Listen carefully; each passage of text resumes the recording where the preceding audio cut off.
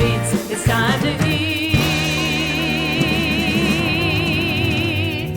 Hello, everybody. Welcome to Charred, a New Haven Pizza Show panel. Yes, we have the Charred podcast that Frank Zapsky and myself do. Frank, come on up here. Frank Zapsky, owner of the New Haven Pizza School. A lot of you in the room already know Frank, and thank you so much for listening to our podcast, and subscribe and follow if you don't already. Charred New Haven, and thank you for being here at the Connecticut Pizza Brew Fest presented by Brown Roofing here at Hartford Healthcare Amphitheater here in Bridgeport. We're eating pizza, we're having some brews upstairs, and we're learning about New Haven pizza here at the pizza panels. So we got a lot of exciting panels coming up today, and I'll let Frank introduce the first one we have for you. Yeah, so again, as far as what Kevin said, thanks everyone for being here. Appreciate it. If you are not subscribed or follow us, please do. Charred New Haven. It's our podcast and pizza show. So we have 3 panels this year. One is going to be Icons in the Making, which these gentlemen here are going to talk about how they got to where they are. And 2 is going to be my pizza demo, which is how to make New Haven style pizza right after this. And then we have at 3:30, Icons in New Haven Pizza. So representatives from Sally's, Pepe's, Big Green Truck, Ernie's, so on and so forth. But I want to quickly introduce the gentleman that we have here. This is John Frisco from Frisco's in New Haven on Forbes Ave. Over here we have, I call him Attila the Hun. So he owns, it's a cast iron chef in New Haven. Yep. And then he also just opened in Seymour, cast iron pizza and bar. He's really quiet right now. I think he's a little bit stressed, but he'll lighten up a little bit. Joe from Tipsy Tomato. Right there, that gentleman right there. Joe, raise your hand. Joe has, I think, one of the best pizzas in Connecticut. It's a stuffed shrimp pie. It's absolutely my favorite. If you never had it, check it out. He's on Derby, Route 34, right behind McDonald's. John used to have, he's in the old Harley Davidson place in New Haven, if you guys want to know where that is. Attilio, he's downtown New Haven, I think right by the courthouse, and then in Seymour, the old Claridge's Village. Heath Andrianovich from Carmine's in Durham. Cows, Carmine's, and ice cream. That's all we have in Durham. And then over here we have Arsenio Bernardo from New Haven Pizza Place. These 2 guys on the end are true blue Westies from West Haven. Joe, where are you from? East Haven? Yep. Bridgeport? East Haven. So the goal of this panel is to have these guys tell you a little bit about their background, how they got to where they are. And again, the premise of this is Icons in the Making. These guys are all great individually. They just simply don't have the time that a lot of the older places do. So we have one of those already, and we wanted to have these guys talk about how they got here and where they're going to go. So without further ado, where do you want to start? Arsenio. So Arsenio, New Haven Pizza Place. Again, just tell the people a little bit about your background like we did on the podcast. Your family came from ba ba ba ba ba ba. Yeah. There you go. So my family came from ba ba ba ba ba, right? Small country out in Europe. Yeah. No, realistically, they came out. Both of my parents were from Italy, and when my father was in Italy, he was a baker with his father and his grandfather. So it was like generations of bakers in Italy. When he came to the States in the 50s, he immediately found a job in the Italian communities as a baker, and he went to continue making breads and stuff like that. And then after doing that for quite a few years, he opened up his own bakery on Chapel and Norton Street in New Haven, right around 74. And so during the day, he would make breads and spinach bread, stuffed breads, chigala bread, hard rolls. And in the afternoon, there was really nothing to do.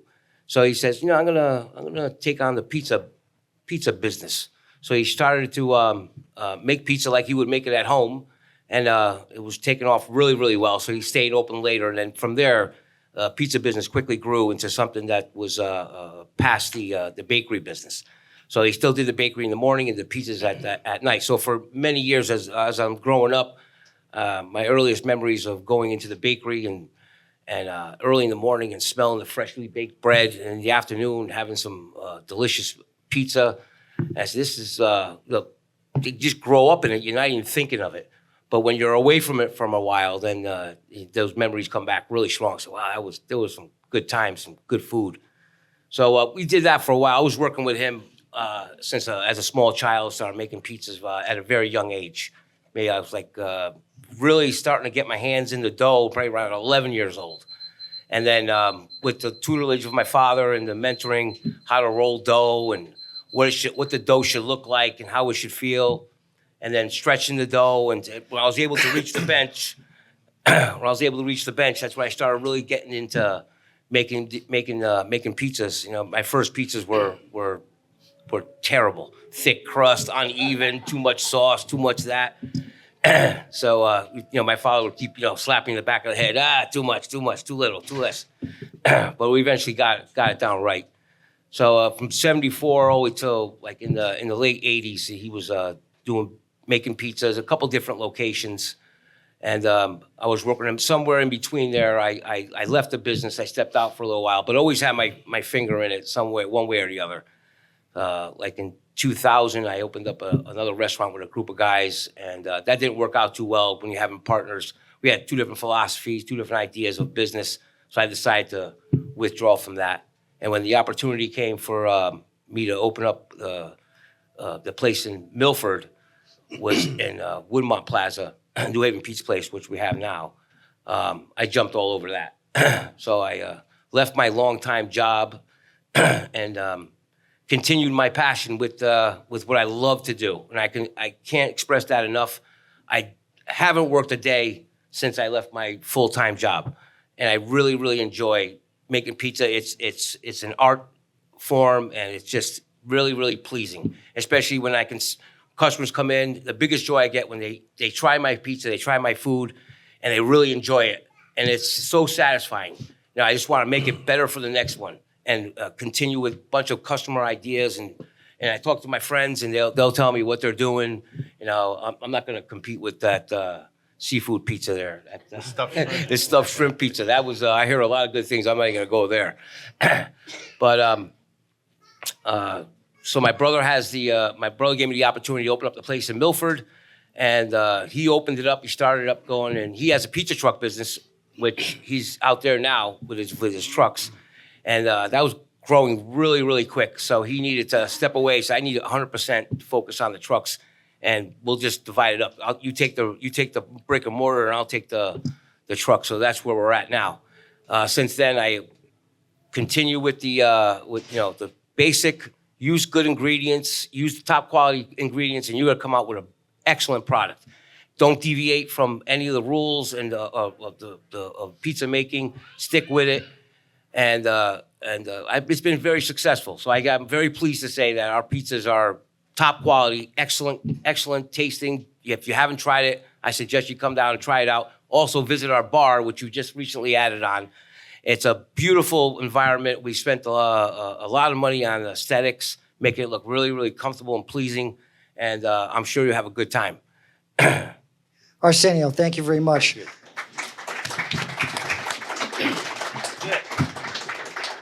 You have to tell one story quickly. Yeah. We did, Kevin and I did a episode with Arsenio. Tell him about the facime char. And for you guys that don't know, it's not a good word, but it's funny as hell. No, so the facime char is, traditional New Haven pizzas are known for having some char. And that's just a trademark of the pizza. Wood-fired ovens or coal-fired ovens, however you have it. But the char is a standard mark of the pizza. But sometimes, the char will get a little too much. We call facime char. That's not going out. That's not going in a box. That's not going out on the table. That we gotta scrap it, right? So we got the char and we got the facime char. Facime char stay home, and the other ones go out to the customers. So the char, obviously, I assume you guys mostly know this, but it's kind of the black stuff around the edge of the pizza. And the facime char is when it's all black. Yeah. You don't want that. So anyways, thank you, Arsenio, for that quick story. Next is going to be Heath from Carmine's in Durham, Connecticut. You're up, kid. Hello, everybody. So how did I get started with making pizza? Grew up in West Haven, eating delicious pizza, New Haven pizza my whole life. Fantastic. My uncle owns Mike's Pizza in West Haven. So I started off there as a busboy. I was young. They gave me a chance to make some pizzas at the end of the night. Fool around with the dough, like Arsenio was saying. Start to get, the feel for it. Never got to make pizzas there, but I worked there long enough to make pizzas. After that, later on in life, I cooked at a couple other restaurants and did a few other things. I was a sous chef at one place and cooked at a pasta chef at another place. And everything was good. We moved to Durham, Connecticut. We left West Haven, moved to Durham.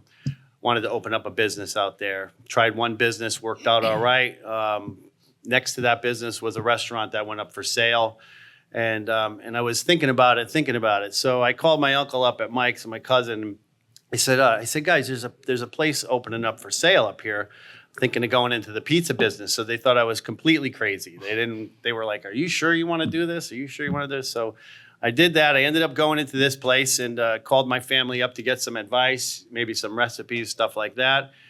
They came up to Durham, showed me a few things. And 22 years later, I'm still there. It's great. Changed a few recipes that they had showed me. After a while, I changed a few things, made it myself. And just continue to do what I love and love it. And now I think about it, I can't believe that it's 22 years that has gone by, So I think our pizzas are great. My whole family works there. My kids grew up there making sauce, stirring the sauce, cooking the pizzas. They still work there. My nephews all work there, and all the kids in Durham have, worked there. We just love pizza. I think it's the only reason why I could say that I think back and I'm like, it's 22 years. It doesn't even feel like 5 years because it's such a good business. It's something about being in the kitchen and cooking constantly. And like Arsenio was saying, when people come in and they tell you that the pizza's unbelievable, or they'll do a nice little write-up on you, or they'll give you a review and they'll tell you the pizzas were great, or they'll call the restaurant and they just want to say, the spaghetti or the pasta or the pizza was so fantastic, the meatballs are so great. Something about that. It makes you love it. It makes you want to keep doing it, and stay involved. And so, you just got to love it. If you're thinking about getting into the business and you don't like it or you're not loving it, you better not get into it because it's a lot of work. It's constant. We're constantly doing it. It's 7 days a week for us, whether we're at the restaurant or not. That's really what it's all about. You have to love it. So, 20 years ago, I was making frozen pizzas for the family. We would go on vacation and bring frozen pizzas to the beach, cook them in the house that we rented or whatever. So that was 20 years ago. So 7 years ago, I sort of pivoted a little bit towards frozen pizzas in the restaurant. I was selling them in the restaurant.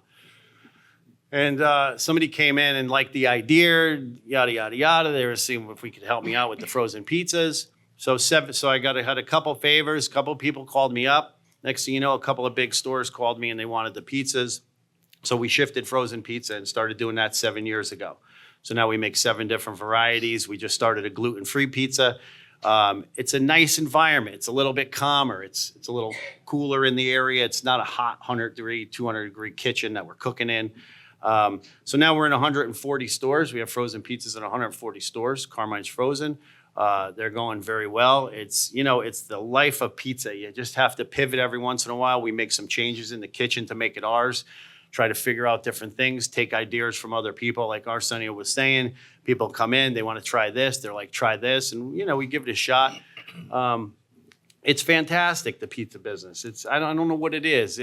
I don't think that I could really do anything else. I think that we talk about it and we say when we get out of this business, I'd probably be fine for a couple of months, go home, get a lot of projects done around the house, right? Retire. But I think I might, like if he's still in business or if Joe is still in business, I might say, listen, I need 2 days to make pizza. I'm jonesing over here. You just love it. And I was talking to these guys before, and even if we have a day off or we come in, it's like, I'll run the ovens tonight or I'll make pizzas tonight. And we just have to be in there and we just have to do it. Even after so many years, it's crazy. I think it's such a great business to be into because, you're really not working a day in your life if you're loving what you're doing. And being in the kitchen with the mumbo jumbo and all the craziness is going on, you sort of love it. At the end of the night, you really feel like something good is going on. So I think that's why we put our heart and soul into everything we make, and that's why our products are all fantastic, because we love making it. We love eating pizza. And growing up in this state, we have the best pizza around. So we grew up eating pizza in New Haven and in West Haven. So that's basically why I'm in the business and still in the business. So, yeah. So thank you, Heath. One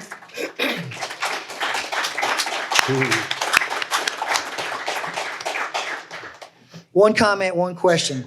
So the two things with both of these guys that for me personally makes kind of the hair on the back of my neck stand up or goosebumps is that they're super passionate.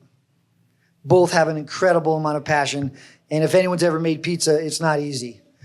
But what I wanted to ask Heath quickly, because I want to keep going, Heath told us a quick story about him when he was in his younger days when he would skip school and he couldn't go to his relative's pizzeria. That's what he remembers. Tell us quickly with that story, because it's funny.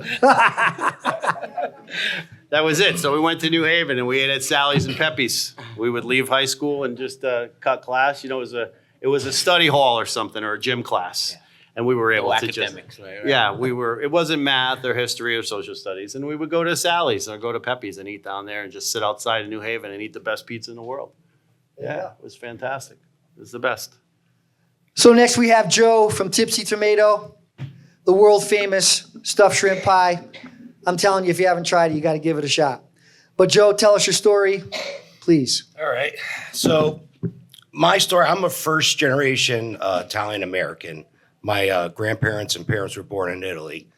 And growing up, my grandparents owned the house and we lived upstairs. So I was always downstairs with my grandmother or my mother cooking. So the first thing I noticed I loved, my grandmother would make dough, but there was something tweaked for pizza dough. We used to make frizzelles, tarals. Everything was a little different, and it just mesmerized me how you could throw a different ingredient and the dough would become harder, crispier. So I just loved that. And then, so in East Haven, there was a place called Andy's Food Market. I don't know if you remember. So me and my uncles used to go down there all the time. And then there was a place called Rascati's. They made their own bread. And I was mesmerized by it. It was, from you buy a sub somewhere else, they use Apicellas, Lupis. But when someone makes their own bread, it just changes everything. So again, I loved it. So then around 10 years old, we moved to North Branford. And one of my neighbors was Neil from John and Maria's Pizza. So his parents opened up a pizza restaurant. And we were 10 years old, so we were downstairs making pizza boxes, sausage. And, you know, when the place wasn't open, we make our own pizza. So that's where I really got the love of pizza. So fast forward my parents get divorced, and, you know, I was on my own for a little bit. So me thinking about a restaurant was in my brain then. But then my cousin, when I was about 21, my cousin opened up a pizza restaurant, and my father and I worked there, and it was with if it goes good, he was going to sell it to me and my father. So everything was going good. And then my uncle, my father's brother, lost his job. And he, you know, all Italians are, you know, thick-headed. So my uncle came in and wanted to change everything. You know, everything's going good, but he wanted to change the dough. If you put 10 shrimp in the dinner, he wanted 8. And my father, you know, he came back. He goes, "What if you were buying this? Would you want the 10 or the 8? You can't just take it away from this customer. Don't change it." But my cousin saw it was really affecting the family. So my cousin sold it to another guy. So that devastated me. So now I don't even know what to do. I'm 21 years old. I wanted a restaurant. And so I went the other way. I opened up a landscaping business. So I did that for a long time but I worked at other restaurants around the area. So about 10 years into that, I was thinking about opening a restaurant, and I think I was like 30. And I just thought you buy an oven, a plate. It was the farthest thing I thought to open up a restaurant. It literally takes, if you get nothing, it literally takes hundreds of thousands before oven, chairs, walk-in Ansel systems. It really is expensive if you don't find an existing place. So again, my dreams were shattered. So again, working, and then about 8 years ago, a friend of mine said, hey, there's a place in Derby and the guy wants to sell it.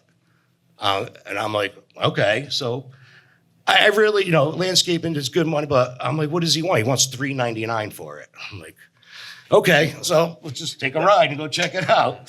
So I met the owner and we walked around for like an hour.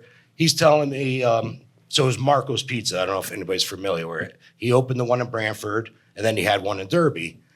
So he was like, yeah, I've been in the business 30 years. I got a place in Marco Island, Florida. I just want to get out. I had a partner and, he left. So now I'm thinking, $3.99 is not going to happen.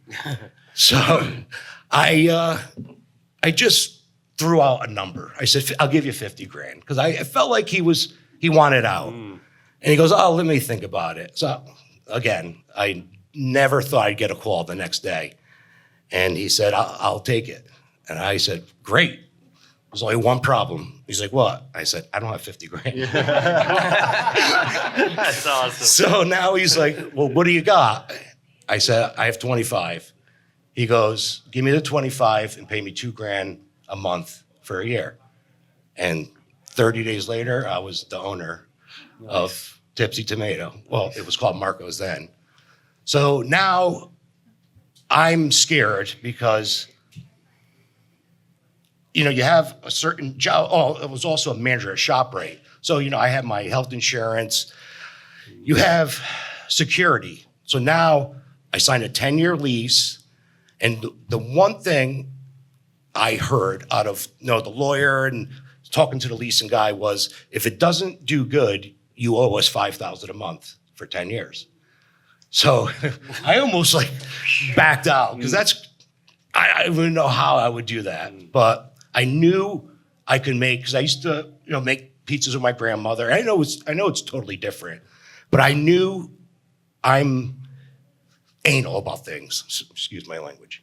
And I knew I could make great food. And I had to take a chance because I forgot, it was no risk, no reward. I was always lived my life on that. But finally, I took a risk. So it was January, and I was in there I opened up March 17th, March 10th, 2017, and I was like a mad scientist in that place. I must have made 30 different batches of dough. I went through 5 different tomatoes. I knew the mozza I was going to use, but I was literally a mad scientist in there. And I opened up. It was a Friday night, and the rest is history. It blew away my expectations where it's at today. It really did. And I wouldn't even dream of open up another one if it would go the same way. It literally, because then I find out there's another restaurant in Derby that's been there for 100 years. I never even heard of them. And now I'm getting scared. I'm like, damn it. And they had their specialty seafood pie. So my mom, when I was younger, we used to make baked stuffed shrimp for Christmas Eve. So I opened up in 17 and she had cancer. And she passed away in 2019. And I remember that year, my sister was like, oh, we're gonna miss mommy's baked stuffed shrimp. So I went to the restaurant and I made what I remembered how we did it. I made all the shrimp, and then I had a mound of stuffing about this big. I'm like, what am I gonna do with it now? So I threw it on a pizza, and the rest is history. It was the best decision I made with that pie. It literally, when I made it that time, I ate 3 of them that day. That's how good it was. I'm not even joking. I literally ate 3 smalls. It's very heavy, but it's so buttery. If you like that buttery, fatty, it's shrimpy, garlicky. It's so good. You have to try it. Nice. They're literally, I can't say enough words on how good it is, except people have had it. So, And your mom is smiling down on you. yeah, she finally saw me open and succeed. That's awesome, Joe. Thank you very much. Thank you. Next, we have a gentleman who's not short on words. I talk a lot, but I think he's got me beat. Attila the Hun. Tell him your story, buddy. Okay, where to begin? So I'm originally from Montreal, moved to Bridgeport in 1972. Grew up in Bridgeport for a good part of my life. Then we moved to Trumbull. We started back in 1988, Marissa's Restaurant. Marissa was my mom. We did that for 9 years. We moved to Trumbull in 97. We did that for like 18 years. And then my passion has always been steaks. Pizza is really not my passion. But what came about from reinventing myself back in 2016 to become the cast iron chef is where the pizza comes in. But it didn't even start then. In 2016, I turned Marissa's into the Cast Iron Chop House. Eventually, in 2017, Christmas Eve, I opened it in New Haven. And within a year, my mom used to make bread for me at the restaurant. And I always used to tell her to save me a couple dough balls. And I always was looking for a cast iron pizza pan. And the only thing we used to only have was a regular large skillet, which is, 3 inches high. And the pizzas come okay in there, but it's not really what I wanted. Most of the cast iron pizza out there, or actually 90% of it, if you Google it, cast iron pizza, or if you go on Pinterest, Instagram, or anything like that, all you'll find is a lot of homemakers like the Rachel Rays out there and stuff who will just tell you, buy some pre-made dough, throw it in a skillet, and add your toppings and just let it bake for a half hour. So what started out as when I was able to finally find a 13-inch cast iron pizza pan, I started practicing with the pizza, basically more for my staff. It wasn't like pizza was really my thing. I was happy with the steakhouse. I love cooking steaks. My passion really is, like I said, is cast iron. So whatever I can make in cast iron is usually what the food of choice is. Right now at the Chop House, everything is, it's steaks all in cast iron. The whole menu is cast iron. If it can't be served in cast iron, it doesn't go on the menu. So I started practicing with this dough, and it worked okay. And I was just giving it to my staff, and my staff would be like, what are you gonna do with this? Like, this is too good not to do something with. And I just, for a year or so, I really didn't pay much attention to it. It was just more of a hobby. Eventually, the Milford Mall, right before COVID, came to me and said, we have a place for you if you want to do it. And I said, all right, let me try with the cast iron pizza. The mall really wasn't the best place to practice this, but with every failure, you always learn something. And from there, I learned more about the efficiencies and all the nuances of cooking cast iron. The fact that there really wasn't any information out there for me to figure out how to make a thin crust cast iron pizza to be crispy, like they say, no flop, and still be a little airy. It took a lot of time.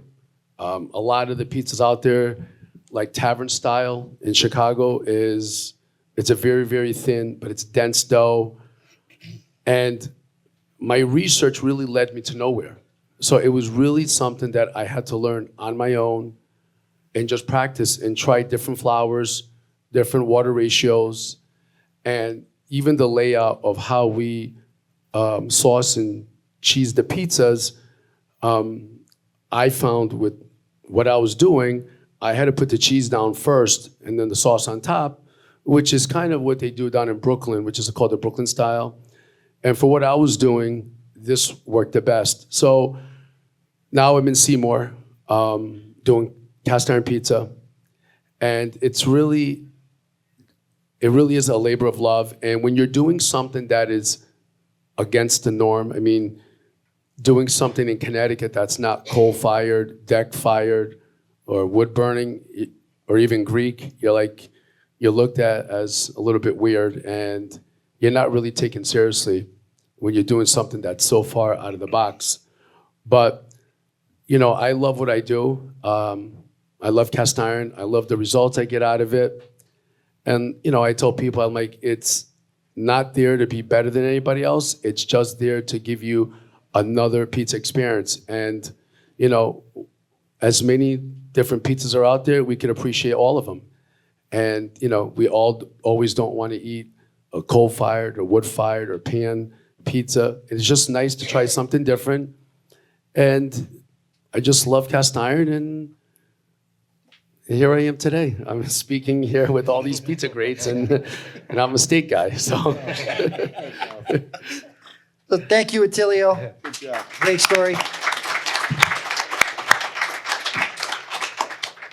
I want to add one thing that he didn't tell you about. Popcorn? He has what I call crack corn. It's popcorn with an incredible taste. What is the actual official name of the popcorn? It's cast iron chef artisan popcorn. Cast iron chef artisan popcorn. Again, I call it crack corn. We don't care about the name. We want the ingredients. So does everybody else. He's here. I cannot recommend enough. It's the best popcorn I've ever had in my life. And I'm not saying that for any other reason than it is. He's got it for sale. And I think you might even have some samples, maybe? Yeah. Check it out. Before you leave, check out the crack corn. All right. Last but not least, John from Frisco's on Forbes Ave in New Haven. The one thing I want to tell you about this gentleman outside of his great pizza is the fact that he is an incredible lover of dogs. He does a lot for dogs. Sometimes on a weekend, he'll give his whole proceeds for that day just to different local, I think Dan Cosgrove was one of the big ones. Well, I do whoever needed. Like, I just did one for somebody that they threw a little dog out the truck. They threw a dog out the truck. Somebody brought it to me. They think I'm a rescue. I don't rescue. I do fundraisers for rescues. Like, I've been open 13 years, and I think this is what keeps me going there. To this day, I raised $168,000. We did a fundraiser for a dog that was used for breeding. It was beaten, abused, blind. We raised enough money, it could see again. Wow. But I've been started off when I was 15, making pizzas, doing dishwasher, and I learned I got good at it. But like these guys, you got to love what you're doing. But in 2007, I hated it. I worked for a lot of idiots that took advantage of you. I went back to school for heating and cooling. I hated it last week. Had to get out of it. I just didn't want, just miserable going to work every day. John, how do you really feel? Listen, but I mean, remember in the days, the customer's always right. No way. No way. They think you're buying a $10 pizza, they can abuse you. No, I tell them go to McDonald's. So 13 years ago, somebody called me, told me there's a pizza place up for rent. I said, I don't think so. But I went, tried it out. I said, all right, we'll do it. If it don't work out, it don't work out. My first 3 years, I worked about 110 hours a week. And after 2 years, I did my first fundraiser. And in 5 hours, we ran out of dough. We made $3,000 for an animal rescue that needed it. They appreciate it. So I do one every 2 to 3 months. Sometimes there's an emergency one. But the pizza, I think I make one of the best pizzas around. I make it like I'm going to eat it. I don't freeze anything. Everything's fresh. Everything's always the same. And just all you can do, you can't please everybody, but you can make it, as long as you make it the best you think you're making it, you don't go cheap on anything. And so I'm currently 60 years old. I still work like 70, 80 hours a week because nobody wants to work. But now, like these guys, I love it. I don't mind. I appreciate it when somebody says, oh, that was good. That was good. Yeah, I know, but thank you. But the animals keep me in it. I like I said, I raised $168,000 for rescues. We do fundraisers for cats, anything. And the day of the fundraisers, it's not like working because you have a great time. Nobody complains. They appreciate it. Sometimes you help the humans. They don't appreciate it. Not a thank you. You know, it's like they expect it. I mean, you got somebody, why do you help the animals? Why not? Like I currently at home got 4 rescue dogs. They're the loves of my life. They're my kids. And they keep me going. But all I can say is just appreciate your customers, make a great product, put it out there, and that's all you can do. So I figure another 5 years or so, but gotta love the animals. That keeps me going. Well, thank you. Thank you, John.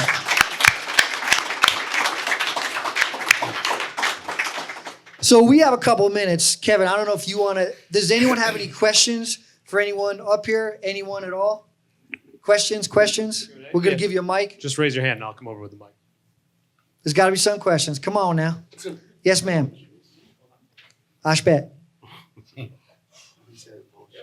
I had a question about the frozen pizzas that you do for Carmine's. What makes them different than the other ones that are other competitors on the shelves?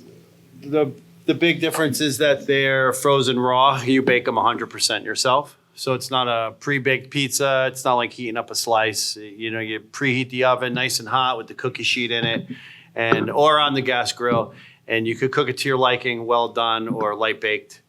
And and the gluten-free, the cauliflower crust pizza is the same thing. That is a pure pre-baked crust, just so it holds it together a little bit better. It's cauliflower, but that too is the same way. You could, toast it up as dark as you want or keep it as light as you want. Yeah. That was a good question.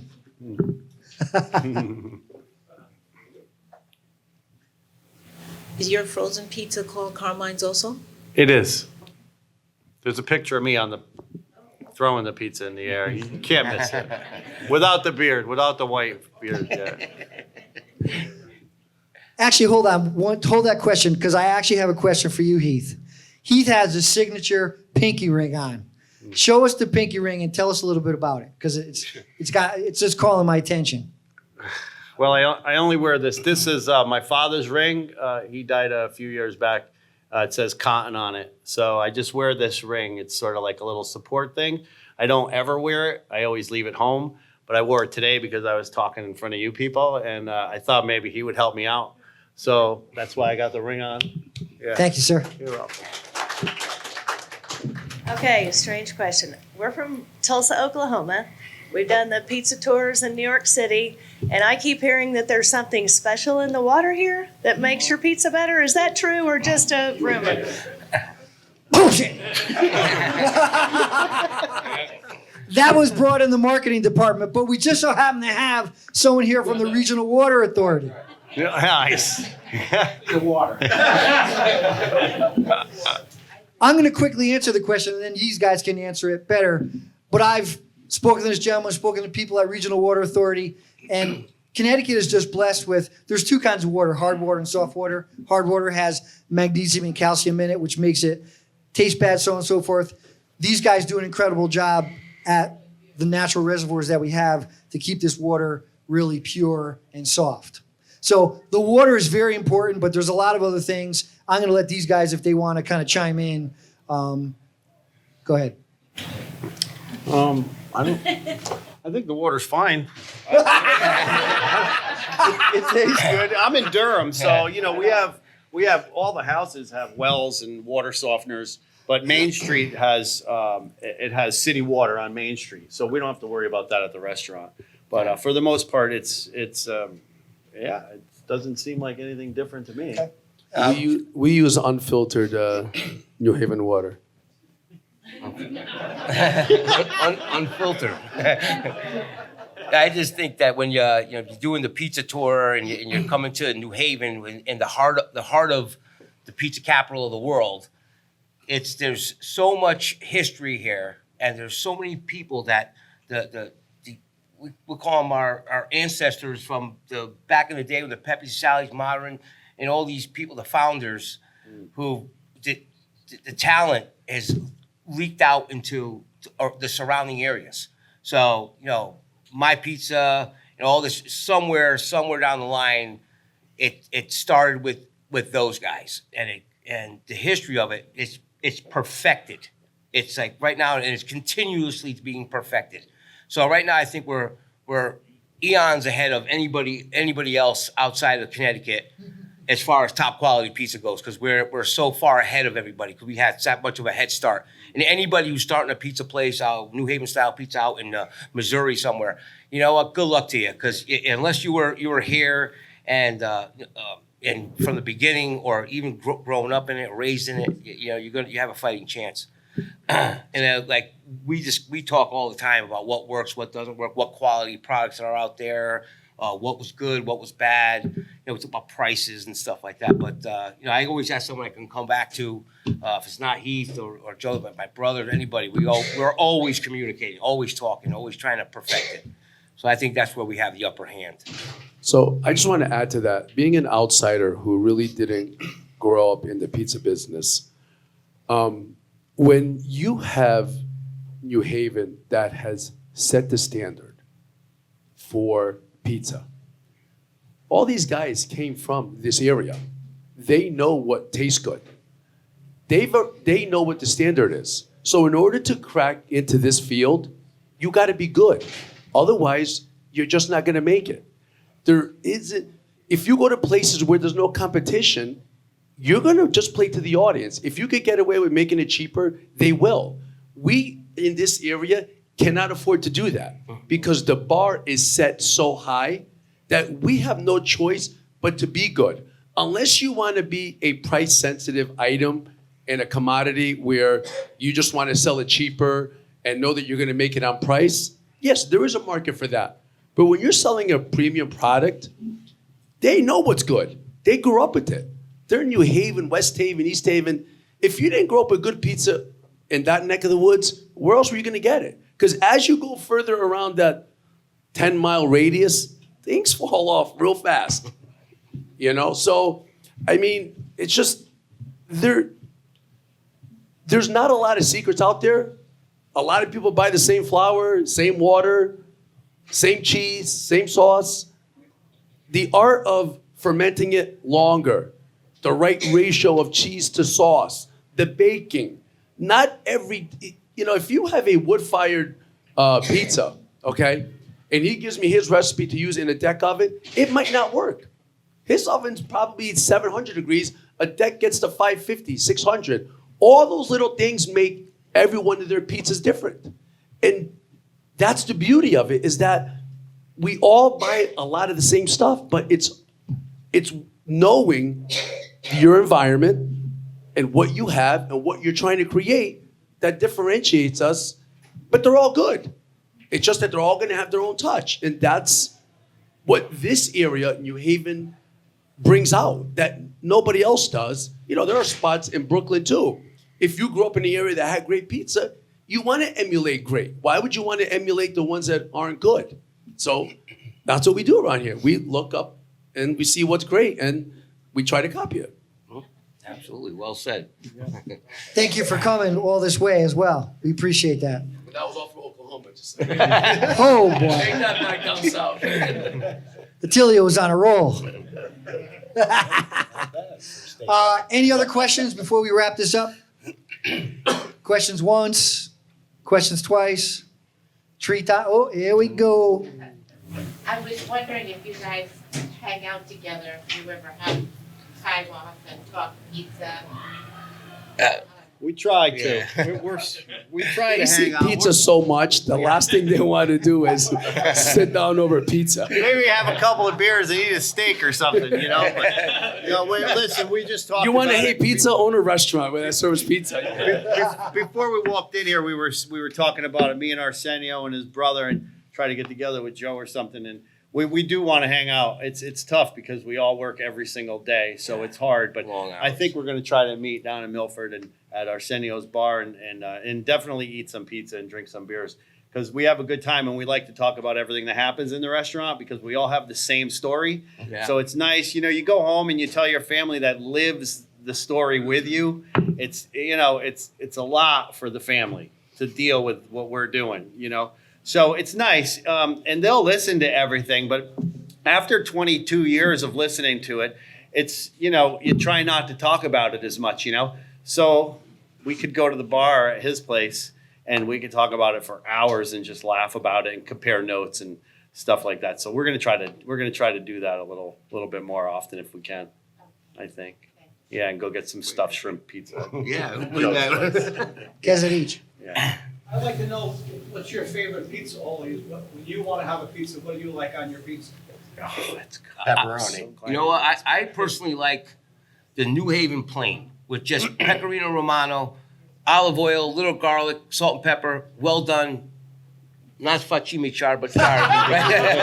That is my absolute favorite pizza. And I once in a while, my father used to make it with anchovies when I was a kid. And I said, "Oh my God, Dad, what are you doing?" Yeah. No, I've taken a liking to it. I absolutely love it. So New Haven plain with garlic, olive oil, bacon in the oven, well done with anchovies or some just onion or just a little bit of very, very little toppings, a little hot pepper or something. That was it. That's my absolute favorite. That's also my favorite too, but with pepperoni on it. Completely well done. With the good char. Yeah. Almost a facchime char for me. Almost a facchime char. Yeah, definitely. Yeah, the plain. Because I love a cheese pizza, but with no mozzarella on the pie, I love that. There's nowhere to hide with no moots. Yeah, I love that. Just delicious. Mine's a pepperoni or a Pepe's, bacon and onion. Yeah. Love it. Hun, what do we got? I'm really not a pizza guy, so I just eat steak. So I like pepperoni and bacon, a nice greasy one. Yeah. Nice greasy one, nice and well done, nice and crispy. Where when you bite into it, it'll drool down your chin. You save some for later with the beard you got. All right, guys, we're going to wrap this up. We appreciate everyone being here. And a big round of applause for all these Yeah, guys. let's give it up for them, yeah. And the next panel we have coming up right after this, feel free to stay, is Frank's class, New Haven Pizza School. He's going to do a little demo action, and then at 3:30 we have the icons of New Haven Pizza coming up too. So you can, by all means, walk around more at the Pizza Brew Fest or hang out. Thanks so much. Thank you, guys. Thank you. Ciao, guys. Thank you. All right. Remember, it's not burned. It's charred, baby. New Haven style pizza. Come and take a seat. A beats, it's time to eat.